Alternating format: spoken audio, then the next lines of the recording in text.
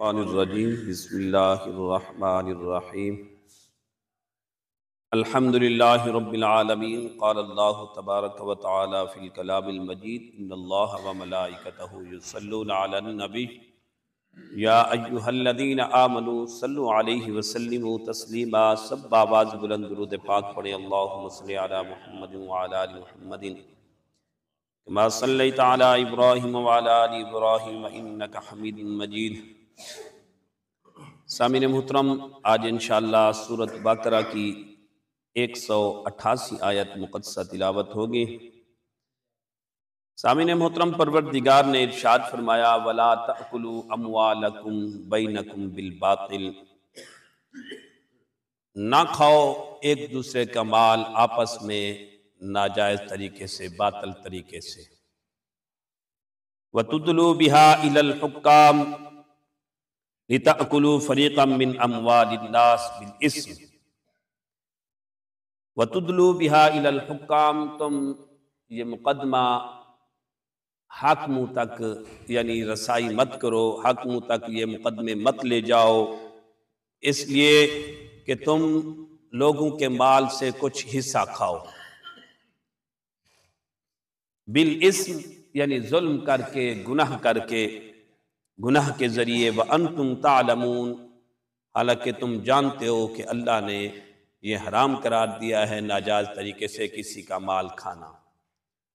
تو سامعین محترم، یہ آیت مقدسہ اگرچہ ایک مختصر آیت مقدسہ ہے، لیکن یہ آیت مقدسہ اسلامی نظام معاشیات کو مضبوط بنانے کے لیے، عدل و انصاف کا درس دینے کے لیے، دیانت کا درس دینے کے لیے یہ آیت مقدسہ نازل ہوئی۔ اسلامی نظام معاشیات کو مضبوط بنانے کے لیے یہ آیت مقدسہ نازل ہوئی۔ امام قرطبی رحمۃ اللہ علیہ آپ فرماتے ہیں من اخذ مال غیرہ، جس نے کسی کا مال یعنی غیر کا مال لیا، من اخذ مال غیرہ لا علی وجہ اذن الشر فقد اکلہ باطل، یعنی جس چیز کی شریعت اجازت نہیں دیتی، اگر کوئی بندہ کسی دوسرے کا مال اگر لیتا ہے تو یوں سمجھ لو وہ باطل ہے، وہ حرام ہے، دوسرے کا مال لینا وہ حرام ہے، یعنی اس کی اجازت کے بغیر اور جس چیز کی شریعت اجازت نہیں دیتی اگر وہ کسی کا مال لیتا ہے تو یوں سمجھ لو وہ اپنے پیٹ میں آگ بھرتا ہے۔ تو امام قرطبی رحمۃ اللہ علیہ آپ نے ایک یہاں تصریح بھی فرما دی کہ قاضی کے پاس اگر کوئی مقدمہ لے کر بندہ جاتا ہے تو وہ سفارش کرا کر یا رشوت دے کر یا جھوٹیاں گواہیاں دلا کر اگر وہ فیصلہ اپنے حق میں کرا لیتا ہے تو قاضی کا یہ فیصلہ اس کے حق میں یہ حرام مال کو حلال نہیں کر سکتا۔ عالم اسلام کے عظیم قاضی تھے قاضی شریح، اس وقت کی بات ہے، قاضی شریح جب یہ فیصلہ کرتے تو لوگوں کو کہتے کہ لوگوں، میں نے جو تمہارے حق میں جو فیصلہ کیا ہے، اگرچہ میں جانتا ہوں کہ تم ظالم ہو، لیکن میں نے تمہارے حق میں فیصلہ جو کیا ہے گواہوں کی بنیاد پر، زہر کی بنیاد پر، لیکن یاد رکھنا میرا یہ فیصلہ حرام مال کو حلال نہیں کر سکتا۔ یعنی یہ بات سمجھ لیں کہ آج کل جو مرض ہے اس کی نشاندہی کر رہی آیت مقدسہ، کیونکہ عدالت میں فیصلے ہوتے ہیں، دیگر جگہ ڈیروں پر بھی فیصلے ہوتے ہیں، تو بندہ سفارش کراتا ہے یا رشوت دیتا ہے یا کسی طریقے سے فیصلہ اپنے حق میں کراتا ہے تو یوں سمجھ لیں اگر کسی کی جائیداد کا مسئلہ ہے یا دوسرا بھی مسئلہ ہے اپنے حق میں فیصلہ کراتا ہے تو یوں سمجھ لیں اگر مال کھاتا ہے تو وہ اپنے پیٹ میں آگ بھرتا ہے، جہنم کا حقدار بنتا ہے، وہ جہنم کی سزا کا حقدار بنے گا اگر کوئی بندہ جو فیصلہ اپنے حق میں ناجائز طریقے سے کرائے گا، کیونکہ حدیث مبارکہ میں آتا ہے الراشی والمرتشی کلاہما فی النار، رشوت دینے والا اور لینے والا دونوں دوزخی ہیں۔ صرف فقہا نے اس حالات کے پیش نظر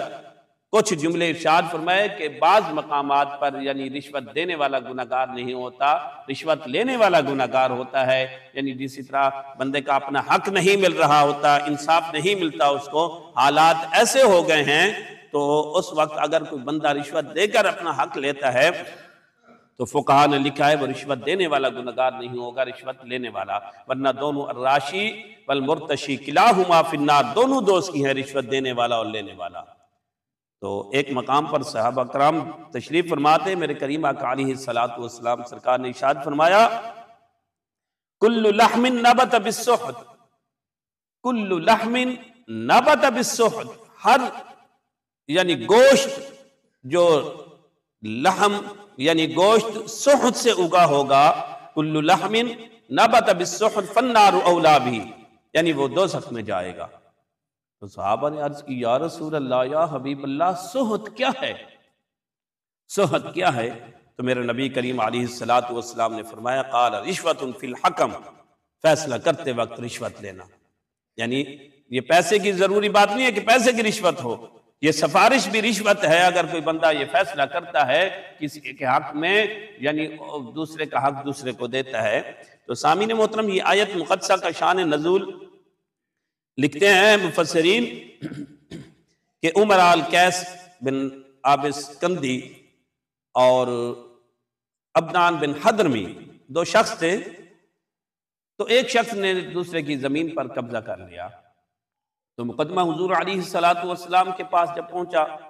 سرکار دو عالم اللہ کے پاک محبوب دانائے غیوب ختم رسول والی کل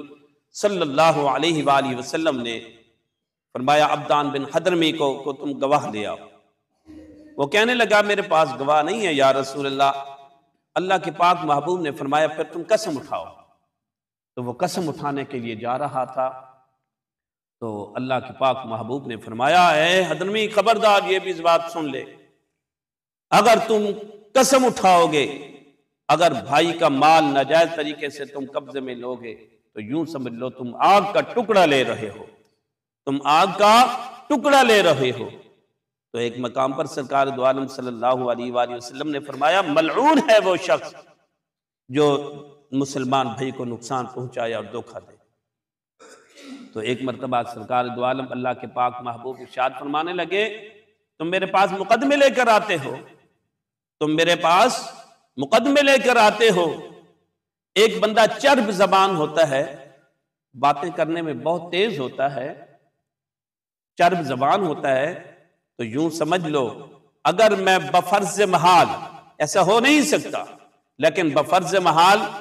اگر میں دلیل کی بنیاد پر یا ظاہر کی بنیاد پر اگر میں کسی کے حق میں فیصلہ کر دوں تو دوسرے بھائی کو نہیں چاہیے کہ کسی بھائی کا ناجائز حصہ لے۔ یعنی میں اگر بفرض محال کسی کے حق میں فیصلہ کر دوں، جس کے حق میں فیصلہ کر دوں، اگر اس کا مال نہیں ہے، مال دوسرے کا ہے، تو اس کو پھر چاہیے کہ وہ دوسرے کا مال نہ لے، کیونکہ وہ جہنم میں آگ کا ٹکڑا بنتا ہے۔ تو قرآن کریم کی ایک آیت مقدسہ بھی جب یہ واقعہ پیش آیا تو مفسرین نے تفسیر نعیم میں یہ جملے لکھے ہوئے ہیں۔ تو اللہ کے پاک محبوب دانائے غیوب صلی اللہ علیہ وآلہ وسلم نے جب یہ مقدمے کی بات سنی تو امراء القیس اور عبدان حضرمی کو آپ نے یہ آیت مقدسہ پڑھ کر سنائی ان الذین یشترون بعہد اللہ وایمانہم ثمنا قلیلا اولئک لا خلاق لهم فی الآخرہ ولا یکلمہم اللہ ولا ینظر الیہم یوم القیامۃ ولا یزکیہم ولہم عذاب علیم۔ تو نبی کریم صلی اللہ علیہ وسلم کی منہ مبارک سے یہ کلام جب نکلا، اللہ کا کلام تھا، اللہ اکبر، تو دونوں رونے لگے، کہنے لگے یا رسول اللہ اس کو دے دو زمین، وہ کہنے لگا اس کو دے دو زمین۔ تو سامعین محترم، یہ آیت مقدسہ عدل و انصاف اور نظام معاشیات کو مضبوط کرتی ہے، یہ درس دیتی ہے اگر ہم اللہ اس کے رسول کے فرمان کے مطابق ہم لین دین کریں یا کوئی مقدمے اگر کسی کے پاس لے کے جائیں تو پھر اس میں اپنے اندر اللہ اس کے رسول کا فرمان ہو اور ہم دل میں خوف خدا رکھیں تو یقیناً بہت سے مسائل حل ہو جاتے ہیں اور بہت سے مقدمات ختم ہو جائیں گے۔ لیکن کوشش ہوتی ہے کہ ہر بندے کی یہ فیصلہ میں اپنے حق میں کرا لوں۔ تو میرے نبی کریم علیہ السلام کے بھی بہت سے فرمان ہیں۔ ایک ہی مختصر حکایت لکھتے ہیں کہ ایک بندہ تھا، نصرانی تھا، وہ اپنے بیوی کو ایک گدھے پر لے کر جا رہا تھا۔ بیوی کو گدھے پر لے کر جا رہا تھا تو ایک بے حیا مسلمان تھا، تو اس نے اس کے گدھے کی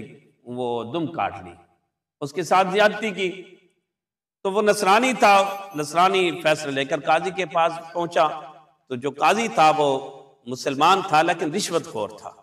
قاضی مسلمان تھا، رشوت خور تھا۔ جب وہ اس کے پاس مقدمہ لے کر پہنچا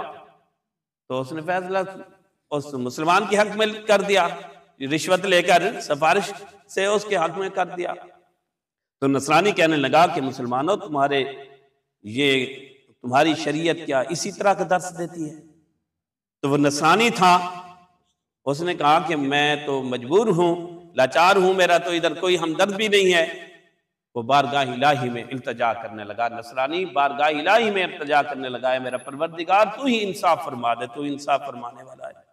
تو میرا تو یہاں کوئی مددگار نہیں ہے، زیادتی بھی یہی کر رہا ہے اور قاضی بھی اسی کے حق میں فیصلہ دے رہا ہے۔ تو وہ مظلوم تھا، اگرچہ وہ کافر تھا، لیکن اس کی دعا اللہ کی بارگاہ میں آسمان کو چیرتی ہوئی جب پہنچی تو واپس انصاف لے کر آئی۔ تو لکھتے ہیں، مفسرین نے لکھا ہے، اسی وقت وہ قاضی گدھا بن گیا۔